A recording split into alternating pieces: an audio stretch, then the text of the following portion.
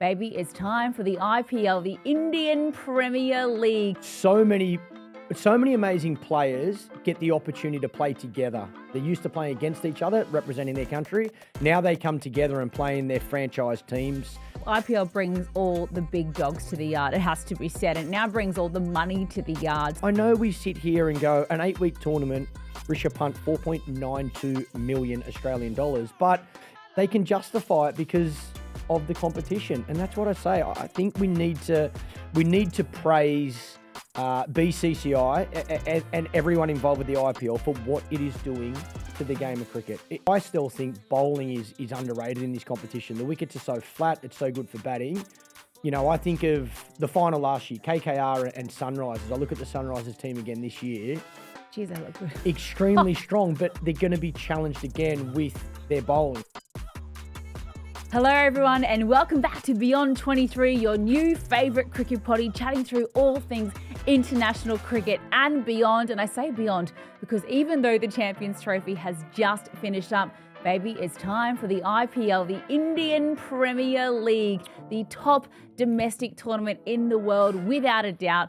My name is Erin Holland, Michael Clarke alongside me. As always, pup, I'm so excited. Wow. It is IPL time. Yeah, I'm a minute away from getting on an aeroplane to get over there and be a part of it. I'm super excited as well. Again, we've had conversations through the Australian summer, through the Champions Trophy about a number of different players, and just about all of them will be involved in this year's IPL. I agree. It's the biggest domestic tournament. So many amazing players get the opportunity to play together. They're used to playing against each other, representing their country. Now they come together and play in their franchise teams. So much money involved. Even looking at, our run sheet for today, looking at some of the numbers these players are getting for an 8-week tournament. It is out of control. It continues to get bigger and better. I think this tournament has been great for cricket in general. I think T20 cricket has helped one-day cricket and test cricket.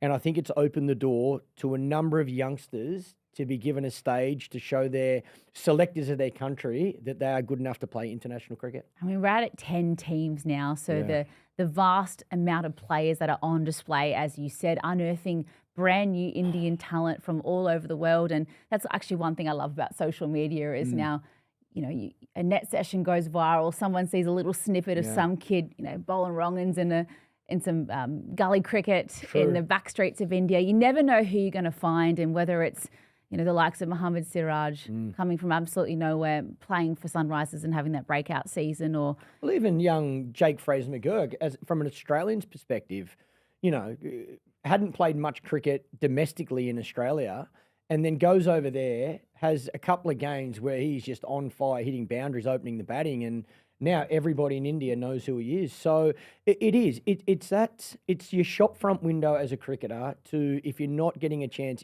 in your international team, or certainly for the domestic Indian players, to put your name up in lights and show everyone that you're good enough to play against the best players in the world. You're good enough to play for your country. And this format, like I say, it continues to grow every single year. I think the excitement around this competition is like no other.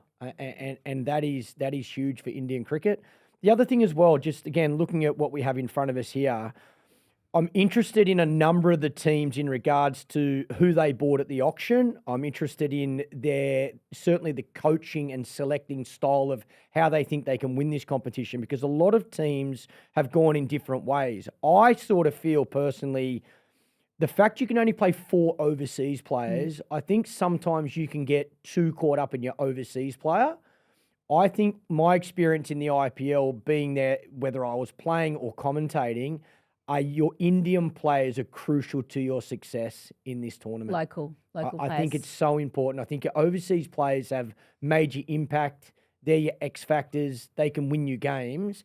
But I think your Indian players really play a huge part in the success of your team. Well, IPL brings all the big dogs to the yard. It has to be said. And it now brings all the money to the yard. So talking about the importance on local players, but then looking at where the money was spent in the mega auction. We've had a lot of movement in all of our sides, given the fact that it was that 3-year turnaround. Mega auction this year, everyone was up for grabs. You could only retain a certain number of players, capped and uncapped, all of those rules. But the top most expensive players in the IPL auction, Rishabh Pant coming in at first. Lucknow Super Giants snapped him up.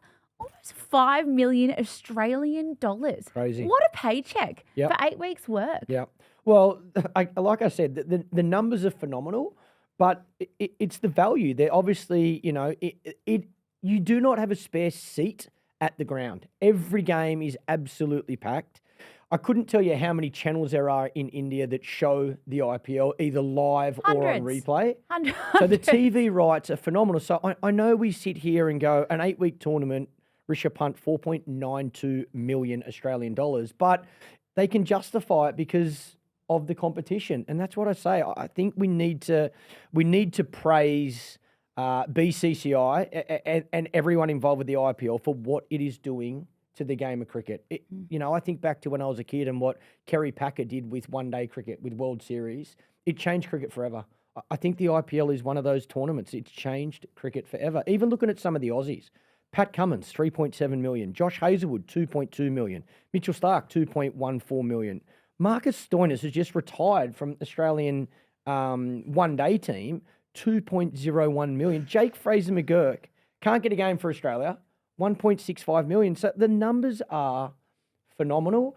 What comes with the money, though, is pressure and expectation. So, like I say, whether it's the Indian players that face that every day playing in front of a country that cricket is their life, they're used to that. I think the Australian players, the expectation of playing for Australia, but when you get into a domestic team, and like I say, you're only allowed 4 international players to be a part of that team. It's hard to even get into the playing 11, irrespective of how good a player you are, whether or not you're a stalwart in your country's lineup. You're not guaranteed to play in the IPL. And money doesn't guarantee it either, certainly as an overseas player. If you don't perform, you'll get dropped. There's one season, these players are under pressure. Trent Bolt sat on the sideline for the majority of the season. He was getting paid $800,000 at the time. I was like, that is the most expensive water boy. It's a good gig. I hope he mixes Gatorade bloody well. It's a good gig. $800K. Yeah. Tell you what. Yeah. But, so many Aussies are a part of it. Not surprising. We are wonderful in this format of the game. Yep. But there's always that point of playing in India. It's not easy to play in India. Very unfamiliar conditions. And sometimes if I feel like these people who have all the promise in the world, as you say, Pup, you get thrown into the cauldron of India, the pressure, the fans, like they're so passionate. I have to say probably some of the most passionate in the world. Adapting is really difficult. And now you've got 10 sides. You're playing in all different parts of India, so many different grounds. What does it teach you about your game as a player as well? I think this format's one of those formats, if you're in form, you can really capitalise. You can get momentum and you feel confident with, certainly as a batsman, you can feel confident and you can walk out first ball and take the bowler on and everything. When everything goes to plan, it's, you got lightning fast outfields in India, short boundaries, so you can capitalise on that. But when you're out of form, it's very hard to, over there in those conditions, to get time in the middle where you can actually get back into form because you've got to walk out straight away and look to score. So, I think you nearly want to go into this tournament as confident as you can. So if you've got some lead-up cricket, whether it's playing for your state or your country, and you're in form, I think that can help. Even getting there in the first couple of games of the tournament, you want to be scoring runs as a batsman because, like I say, as the tournament goes on, you just run with that momentum. Look, I look at some of the players that have missed out, certainly from Australia's perspective. David Warner, unsold. He's been in the IPL for forever. Yeah, since it started. Davey's been involved. So I think that's a massive change, and it shows as soon as you step away from international cricket, if you're not playing all the time as an overseas player, a lot of these teams are going to look to somebody else, look to someone that's current, someone that's in form, someone that's on show all the time. Steve Smith. Awesome Champions Trophy. Yeah. Still a very good short form player. Very good for the Sydney Sixers. Can't get a look in. Can't, not bought again, unsold. So, yeah, from Australia's perspective, I think playing for your country goes a long way. And I think for all the international overseas players, I think scoring runs or taking wickets for your country at the right time particularly is what a lot of these teams are looking at before they go to the auction. But then now once you get to the, to game time, doesn't matter if you're Pat Cummins, who's captain of Sunrisers on 3.7 million. If he's not bowling well, they'll find somebody else to replace him. So you've got to be on. You've got to be at your best. And I think from a lot of Australia's perspective, Josh Hazlewood hasn't been playing for Australia, been out injured. they've ruled him in for the tournament. Mitchell Marsh, who's been out injured, they've ruled him in for the IPL Only as a batter. batsman. But these players now know, you know, this is a major tournament. Mitchell Starc has sacrificed IPL deals over the years to represent Australia. He pulled out of the Champions Trophy. Now, I think he had a niggle in regards to his foot injury, but he openly said he's got the IPL. And for what Stark you on? Mitchell Starc, where are we? 2.14 million for 8 weeks. You know, I think. And that's a pay cut from the 4 million he was on the season before at KKR. I grew up in an era where representing your country was the most important thing. So if you were tired or fatigued and you needed a break, then don't go and play in any other domestic tournaments. Take the break when Cricket Australia gives it to you. We have to move with the times. You have to be realistic and understand that these players, these sort of numbers, you can't be grumpy at an Australian cricketer that's going to get $2 million or $3 million for 8 weeks for prioritising this tournament. Now, I'm not saying prioritise it over playing for your country, but, you know, Mitchell Starc pulling out, and one of the reasons was he wanted to be fit for the IPL. I think gone are the days when you can be hard on him. And you look at other countries that are getting paid a lot less than Australian players for their international contract. If they get a deal like West this, Indies, if you're from Afghanistan, how do they not take it? It is a no-brainer. And you know, nothing's promised in cricket, in any professional sport, but when your shelf life is only so long, your body could give up on you at any given time. It must be so hard to say no to that. But one man that did say no to it just recently, Harry Brook, has chosen to pull out from the IPL for a second season in a row. Obviously, what did Harry Brook get bought for? Because £800,000. So it's over $1.5 million. And I'd imagine he's on a full contract with the ECB. And the carrot being dangled of the white ball captaincy. So that's his decision. Saying he's been banned now, because this is what happens as well. A lot of players go into the auction, they don't get picked up for the amount they would like, and then they've pulled out in the past. So the IPL said if you pull out, you got an automatic 2-year or 3-year ban, whatever it is. So it sounds like Harry Brook's the first player to receive this ban, but I can understand why the IPL want to do that. I think every player would like more money, but I think once you go into that auction, if you're bought, you probably have to respect and understand that you can't just pull out because you haven't been paid the amount that you want. So, yeah, look, he's a wonderful player, and I've got no doubt that he'll be a part of the IPL if he wants to moving forward. But he's obviously got his reasons, and like I say, I think that's the other thing. Every individual can make this choice. When it comes to the IPL and domestic competitions, you have the choice to go in or to not go in. But I think once you do sign up for something, unless there's, you know, I remember, I can't remember if it was the first year I went into the IPL or the second year, I pulled out because somebody in my family passed away. So I come home to be there for my family, for the funeral, for all of that. So if there's personal reasons, I think the IPL will understand and respect that. But if it's because you're not getting the numbers you want, I think they're going to crack down hard on that. And I think you've got to respect that. To a lesser extent, but I know what you're talking about in terms of that situation. My husband, Ben Cutting, got picked up by Sunrisers for 75 lakh. Barely played a game, somehow got plucked out of nowhere, won them the final in 2016. Sorry, RCB fans. Don't worry, they remember it. Oh, they remember it. This is about the time of year that we start getting spammed with our comments, either for or against. But he was retained on 75 lakh because why wouldn't you? Yeah, for sure. But the risk that you take and the value that those eyeballs on that performance and what that did for his career the year after when he became available, Mumbai Indians picked him up for a much larger sum. But the value goes above and beyond the dollar figure for most players as well in the IPL. The chance opportunity, to perform, for sure. You actually can't put a dollar figure on that until they do put a dollar figure on that in the season after, and you know everything. I think it's like any sport though. The best players. Or the players with the most impact generally get paid the most. You know, you look through the numbers of some of these players, and a lot of them are either all-rounders or can do more than one facet of the game, or have leadership qualities as well. A lot of the highest paid players are playing a senior role in that team. So, and generally that's earned from international cricket as well. Yes, it's what you do in the IPL. Certainly as a, you know, I still think bowling is underrated in this competition. The wickets are so flat, it's so good for batting. You know, I think of the final last year, KKR and Sunrisers. I look at the Sunrisers team again this year. Geez, they look good. Extremely strong, but they're going to be challenged again with their bowling. Power play bowling, death bowling. I think, You know, they need certainly Paddy Cummins is a good example. They need him fully fit all the way through the tournament, in my opinion, to win this tournament, because your death bowling is so important. Wickets up front, yes, I know, but you know, that's the key, and the conditions you play in. Generally, their ground is amazing for batting. I saw 250 scored there at one point. It was an absolute bowler's graveyard. Yeah. Looking at sunrisers as well, Abhishek Sharma and Travis Head. Travis Sheck, as they were calling them. I mean, they were just unbelievable. Heinrich Klaasen comes in straight after that. Like the power. They're batting. Their top order is as good as any in the tournament. They to me is still one of the favourites. They would be in my top four. If I had to pick a top four now, I think Sunrise would be one of the teams that's in that top four. And even though bowling is probably slightly more the weakness than their batting, they are got all bases covered, it has to be said. They've got left arm spin, right arm spin.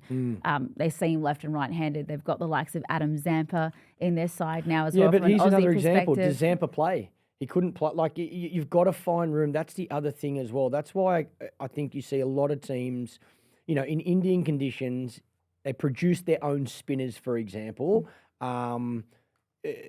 In all formats of the game playing for India, their spin bowling is one of their strengths. So a lot of the franchise teams think we're not going to buy a spinner at the auction unless you are the best in the world. They're buying the quicks, for example. They're more buying fast bowling and using their local spinners because they know the conditions so well. So Zampa's a good example. He's been wonderful for Australia in both T20 cricket and one-day cricket. Does he even get an opportunity for the Sunrisers? Crazy to think of him sitting on the bench. But let's run through some of the other teams now as well. Obviously, 10 sides in the IPL now. It's getting bigger than Ben-Hur. But I'm going to call Punjab Kings this year, led by the great Ricky Ponting, Australia, eh? Is that fair to say? 5 Australians out of 8 potential overseas in that lineup. What do you make of what they've brought? I think Ricky's under pressure. There's no doubt about it. He's left Delhi. And he's gone to Punjab with another opportunity. So he's coached at Mumbai, coached at Delhi, and now this is his 3rd IPL team. Didn't have much success at Delhi. And you look at the squad that he's picked up, he's obviously invested a lot in Australian players. Again, very good overseas players, but I think they're going to need their locals to stand up. I think they've probably underachieved Punjab over the years. So, you know, hopefully Ricky's experience and knowledge plays a big part, frees a lot of these players up. But I think, the overseas players are going to be interesting, which way they go. Trace Iyer as well. They've bought over the winning captain from KKR. They spent almost half their purse. Yeah, he played under Ricky as well at Delhi. I think he captained Delhi when Ricky was coach. So they've obviously got a relationship there. He's a wonderful player. Wonderful player. Great Champions Trophy. Yeah, and obviously had a good Champions Trophy, so he's in good form. But yeah, look, I think they're going to have to start very well. And I think their selections are going to be so important, making sure they utilise the right overseas players. I know they're Australian heavy when it comes to overseas players, but yeah, who they pick with those 4 overseas is going to be so important. Yeah, very, very difficult there. Moving on to the Chennai Super Kings, one of the most successful IPL franchises ever. 5 titles to their name. Phenomenal. Stephen Fleming, the GOAT in terms of coaches. He's back for another season. Why wouldn't he be? I mean, looking through that lineup, it looks incredibly strong. MS Dhoni. Still going. The man. Love it. I have a story about him. Love it. The first time I was ever exposed to the IPL was going to a Chennai Super Kings game back in 2015. I was visiting Ben's. I think he was playing for Rajasthan Royals at the time. Now, I love cricket. I knew the Indians love cricket. But the sound of Chepauk when Dhoni walked out to bat, I have never heard anything like it. And that was when half the stadium you couldn't even sit in because there was that condemned section of the stadium where people weren't allowed to sit. But the sound was like nothing I'd ever heard of before. I actually have it on video and I got chills just remembering it. But the man, the myth, the legend, MS Dhoni in his 40s, doesn't matter, was keeping like a dream last year. Still super fit. I saw him the other day, actually. Yeah. They must have had, I think he was shooting something for Chennai, and he looks as fit as he's ever looked. So, yeah, look, they're always underrated. Chennai always seem to find a way to qualify, utilise their Indian players really well, great spin bowling, lots of experience. Again, you'd be silly to write Chennai off. I think they always seem to overachieve. Nathan Ellis, the Aussie as well in there. Chepauk, we know it's quite spin friendly, but he's very clever with his change-ups and his changes of pace. Do you think he gets a go in this side? Oh, not sure. I think conditions will dictate that. Again, Stephen Fleming has been a wonderful coach, and I think he finds the right 11 for conditions and for the opposition. And I think that's one of Chennai's strengths and has been over a long period of time. So he might get an opportunity, but it might be in and out. Again, you're under pressure. You got to, I think in conditions like that, their home ground, I can see him playing because he bowls a lot of change of pace. But then you go to flatter wickets. It'll be interesting to see what they do. Yeah, cannot wait to see Rachin Ravindra in there as well, Matisha Padirana, plenty of overseas power there. Delhi Capitals, a new look Delhi Capitals this season, captained by Akshar Patel. We've got Jake Fraser-McGurk. He made the cut. He got a great payday. He's probably sitting at the top of the order there. KL Rahul has made his way over from Lucknow to be a part of that side. Faf du Plessis has come over as well. Big Faf, lots of experience. What do you make of their again, potential? I think they're good individual players. I think they've struggled over the past few years. I think that experience of Faf, someone like a Faf being there, KL Rahul plays a big part. If Jake Fraser-McGurk gets an opportunity at the top of the order, so much power. Tristan Stubbs has been a superstar. He was brilliant last year as well. But I think their spin with Kuldeep Yadav and Akshar Patel, very important. Kuldeep. I love Kuldeep. I think he's a superstar, and I think he'll have another great IPL. Mitchell Starc, so important. He's death bowling. Yes, wickets up front, but I'd nearly bowl Starkey 1 over up front and hope it swings, and then I'd save him for 3 overs at the death. He's that good, and I really hope if he's fully fit, I think he'll show everyone in the world that him and Bumrah, I think, are the best 2 death bowlers in the world in this format. So this is a huge opportunity for Mitchell Starc. Yeah, can't wait to see what he brings, and no doubt plenty of polls if that's anything to go by. New side for him coming from KKR in the winning side. Yep. He gets a chance. And the Delhi Capitals this season, Gujarat Titans, they had a bit of a shocker last year, it had to be said. Yeah. They haven't won an IPL title before in 2022. Looking like a balanced side, but what do you reckon? Is it as strong as some of the others knocking about? I reckon, again, if they're in form, I reckon they got one of the best buys and one of the best pickups in this year's auction in Jos Buttler. If Jos Buttler is in form, he's been so destructive for Rajasthan when he played there. Scores hundreds, bats at the top of the order, takes on the power play. So, yeah, I don't know. I just think it's, imagine Shubman Gill and Jos Buttler in your top 4. Well, I mean, you could be none for 100 after about 8 overs. And he's got a point to prove after everything that happened in the Champions Trophy. He's lost that white ball captaincy. We talk about the weight of captaincy really and expectation really weighing you down as a player. A free Jos Buttler is quite terrifying. Yeah, I agree. Glenn Phillips as well, super in the field, being good with the bat.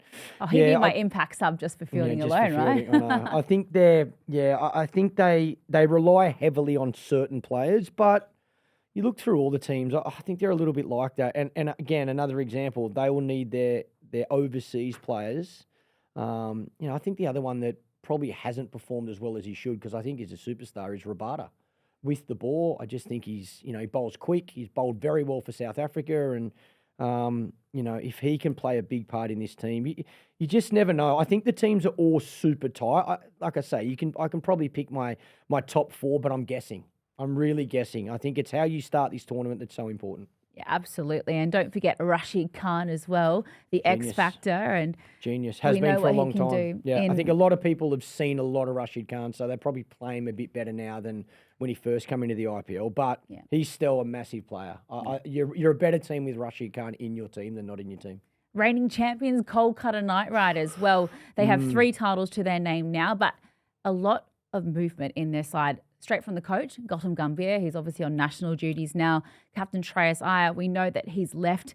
And he also said he didn't think he got the credit that he deserved in a couple of articles that was bouncing around there. Really? He wasn't retained, which is probably speaks volumes there too. But he has moved on. Look forward to seeing what he does in his other side. And looking at their playing 11 here, they've got Gurbaz up top of the order. Chakravarti was amazing in the Champions Trophy, but they've retained that core of Sunil Narayan, Andre Russell. They're good spinners Venkatesh as well. Iyer up top of the order. Yeah.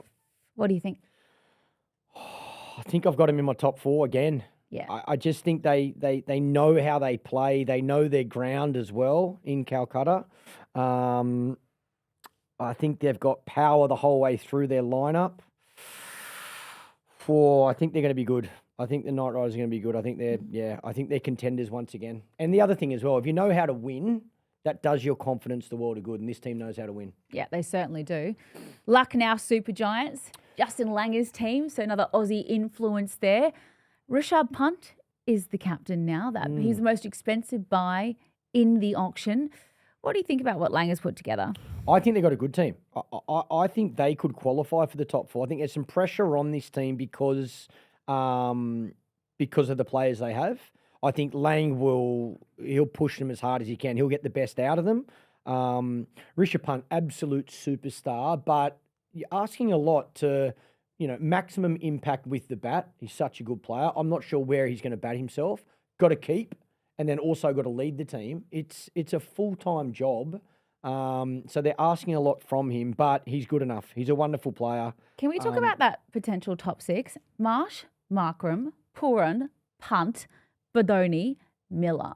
Power. I mean, power from ball one. That's what I'm saying. You could be 5 for 60 or you could be like none for 300. But that's going to be the key, right? Individuals knowing their role. You can't all bat the same. You can't all walk out and try and hit every ball for 6. You need that balance through the order. But if things go to plan, there is so much power through that lineup. The other one, Mitchell Marsh, great example. Do they still pick him even though he can't bowl? Well, he's not an all-rounder for all intents and purposes now, which is obviously what he would have been bought as. He's been cleared to bat, but not to bowl. Yeah, how do you force yourself into those 4 overseas? Well, if you get a crack, you got to make runs. And if you're gonna, like I say, if you're gonna be an overseas player, very rarely does one facet of the game get you into those 4 players. But if you're batting in the top 3 and you score, like Mitch Marsh, he's so destructive. I think he's, if he doesn't open, he bats at 3. So much power. If he's in form, I think he can still get into that team just as a batter, but he's not going to get many opportunities. He'll probably get 2 games. If he doesn't make any runs, they'll find someone else. So but they are, again, I think this could be one of the teams that competes for the title this year. I think Lucknow Super Giants are a chance. Ooh, one to watch, says Michael Clarke. Yep. Mumbai Indians, long one of the crown jewels in the IPL title. They were rubbish last season, it has to be said. Dead last. Chaos. It was chaos last season because of the change of captain. Honestly, it was so, even going to the games, it was hard. Wasn't it? It was hard to be there because, Rohit Sharma, who has been an absolute legend in this format, was not captain. So he got cheered when he walked out onto the field and everybody wanted him to be captain. And then Hardik Pandya takes over the captaincy. Was booed every time he walked out onto the ground. So even their home fans, it was really hard to watch, to be honest. And I think this season will be very different. I think the respect has been earned in regards to Hardik. I think the way he continued to show up and copped out last year, he deserves a lot of credit for that. Yeah. Hardik and Rohit are playing for India. Rohit's captain of India, so their friendship's completely fine. Yeah. So I think a lot of people seeing that now, I think they'll get on board and support this Mumbai team. Always expectation with Mumbai. Yeah. It's as simple as that. They are the team with the richest owners. They are the team that has expectation to win it every single time they play, they turn up. They've got a good enough team. The key for me with this Mumbai team, and I feel like I say it with every team he plays in, is Bumrah. If Bumrah's fit, they can qualify for the finals. If Bumrah's not fit, I think they find it exceptionally hard. Now, he's not fit at the start of the tournament, but I think everyone's hoping he'll miss the first couple of games and then he'll be good to go. But I think he's the most important player in the IPL, in my opinion. He can be the difference between Mumbai finishing bottom half and Mumbai qualifying for the finals.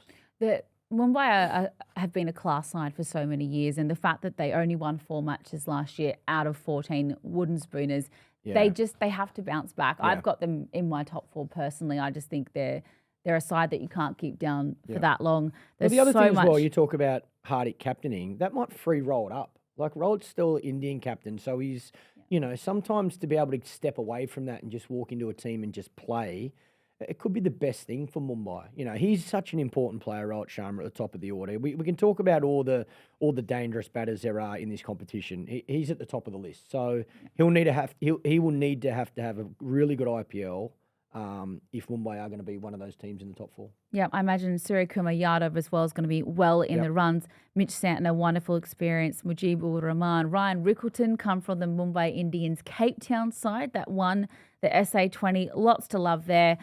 Rajasthan Royals, quickly, we did touch on them before. It's going to look very different without Joss Buttler. Yeah, but good team though. Very good team. Lots of batting at the top of the order. Lots of power. You know, I think they've got plenty of experience as well. Good local players. And then I like, the likes of Jofra Archer. Again, that death bowling. So important. Wicket taker. Rajasthan, again, always seem to find ways. They're very good in their own backyard.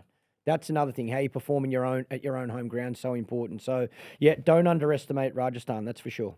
And RCB, I mean, if we're going to put it in Big Bash terms, it's kind of like the Melbourne Stars. If we're going to put it in EPL terms, it's kind of like Arsenal. Like, so much promise. All of the stars just haven't delivered. They got close in 2016. They didn't get it done, soz guys. But Andy Flower back at the helm. Rajat Patidar, brand new captain because Faf du Plessis has left. But Josh Hazlewood, from an Aussie perspective. Bhuvaneshwar Kumar. Hazlewood's important. Brilliant with the ball. Yep.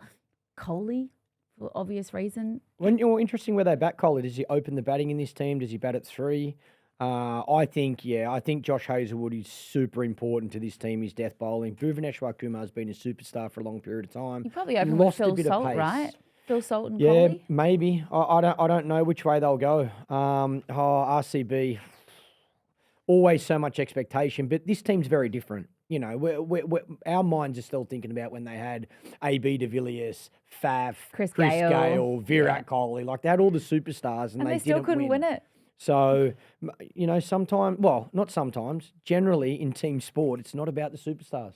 No. It's about how you gel as a team. And I think RCB this year, that's going to be their challenge. Can they come together as a team? I cannot wait to see what happens. The IPL is just around the corner, and it wouldn't be a Beyond 23 episode if we didn't invite all of you at home to let us know what you think about this season. Please like, subscribe, get behind the channel so we can continue to grow and bring you these potties.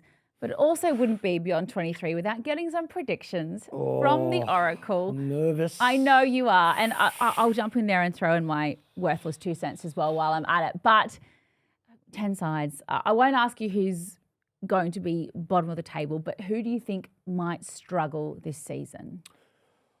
I think there's a lot of pressure on Punjab, on Ricky Ponting's team. I think they've invested in a number of Australian players.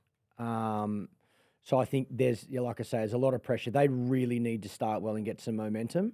I think they might find it hard this year. I think Delhi, again, I think they might find it difficult once again. I think they've got good enough players, but I don't know. I can't put my finger on why they seem to be struggling, but I think those two teams are going to, they need things to go to plan. They need their overseas players fit, and they need to start the tournament well. So those two teams are probably two that I think are going to find it really hard this year. Let's jump to your winners. Who's going to be the two? I can give you my top 4, and again, an absolute guess, because I think it's, the teams are super close. I don't think the difference between first and last is that far away. But I think if I had to pick a top 4, I think I'm going to go KKR and Sunrisers again, who were in the final last year. I'm going to put those two in the top 4. And then I'm going to go LSG. I think Justin Langer can get the best out of this team. I'm going to put them in the top 4.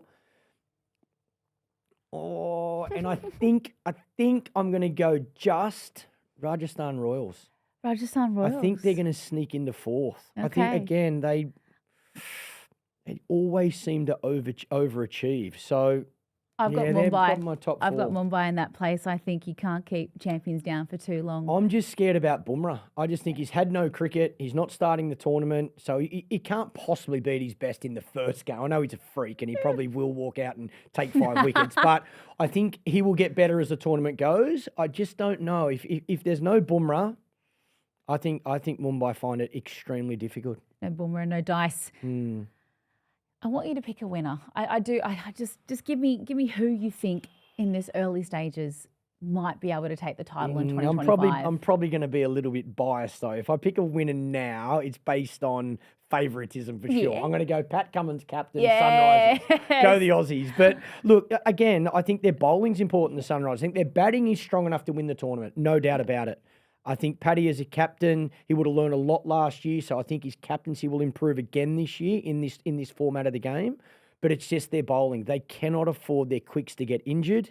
Their death bowling is so important, and he's a massive part of that. Yeah, Sunrise is looking stacked, that's for sure. Most runs in the tournament. Can he do it? Can Travis Head do it again? He was unbelievable last year. If he can play the it's hard not to go. It's hard to go past Travis Head on last year's form. You know, the way he's playing at the moment, that freedom, that carefree freedom. Conditions that seem to really suit them as well. Sunrisers, that wicket is as good as any pitch to bat. I think it's got to be, if Sunrisers are going to win, it's got to be one of their batters. Well, I had Abhishek Sharma, so we're thinking along the same lines there. So one of the openers. Let's go with one of those two. Yeah, for sure. Tournament player with the most wickets. You take anything on some of these decks too, wouldn't you? Kuldeep Yadav. Kuldeep Yadav. Leading wicket taker in the tournament. I'm going to say Kuldeep Yadav. Love it. Spin to win. Love it. Well, there you have it. The great Michael Clarke's predictions so far in the IPL. I know it's incredibly difficult, and that is the mark of a brilliant tournament. You just don't know where this season of the IPL is going to go, but it is going to be action-packed. Blockbuster, of course. And all the fun won't stop here on Beyond 23 because Michael Clarke, you're heading over to I'm commentate excited. I can't wait. Yeah, I'm really excited to get back over there. The plan with Beyond 23 is we're going to try and find a few players to talk to, ask them how they feel about this tournament, their experience, their success, what they find difficult, what they love about the IPL. So we'll be speaking to players, we'll be speaking to a few coaches. We're also going to speak to a couple of the owners of the team because I wonder, I've always been interested. You know, the gap from playing to coaching, for example, there is a difference, but you still ride that emotion. I'm interested to know if the owners sit there and feel that same emotional roller coaster of get a wicket up, you know, lose a game down. Without a doubt. How do they go through it? Yeah. So, and how do you balance that between being an owner and not a coach or not a player? How do you stay far enough back to allow, you know, the people you employ, your head coach, your captain, to do their jobs? So, yeah, I'm going to try and speak to a couple of the owners of the teams as well while we're over there. So, Beyond 23 is going international. We're going to India. We fly tomorrow. And I'm really excited. Like I say, I don't think there's a big separation this season between first and last. I think how you start this tournament is so important. And I'm really excited to see how a number of, certainly the Aussie players, go under maximum pressure in this competition. Yeah, strap yourself in. It's going to be an absolutely epic couple of months here at the IPL. This has been Beyond 23 with Michael Clarke and myself, Erin Holland. Like, subscribe, get on board the Beyond 23 family. Let us know who you think is going to win. Most importantly, let's get the conversation going. But we'll see you next episode. Bye for now.